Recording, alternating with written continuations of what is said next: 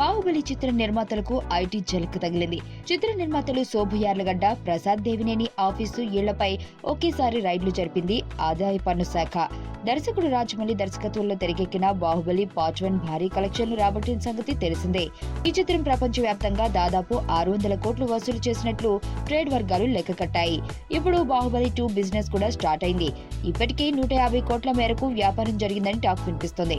అయితే ఈ వ్యాపారం విషయంలో ఏవో తేడాలున్నాయని పక్కా సమాచారం అందుకున్న అధికారులు దాడులకు దిగారు. ఇన్సైడ్ టాక్ ఏమిటంటే బాహుబలి నిర్మాతల దగ్గర దాదాపు 50 కోట్ల రూపాయలు నగదు ఉండిపోయిందట. ఇవన్నీ 500, 1000 నోట్లే. ఇప్పుడు ఆ నోట్లు రద్దయ్యాయి. తప్పకుండా బ్యాంకులో కట్టాల్సిన పరిస్థితి. ఈ నేపథ్యంలో ఓ హవాలా వ్యాపారితో మాట్లాడిన సదరు నిర్మాతలు డబ్బును అక్కడి నుండి తరలించడానికి సన్నాహాలు చేశారు. ఈ సమాచారం అందుకున్న ఐటీ అధికారులు రంగంలో దిగినట్లు కథనాలొస్తున్నాయి. దీనిపై పూర్తి వివరాలు తెలియాల్సి ఉంది.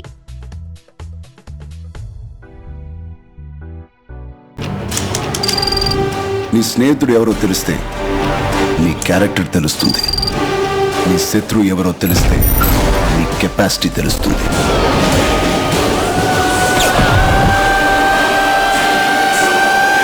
నా శత్రువుని సెలెక్ట్ చేసుకున్నాను.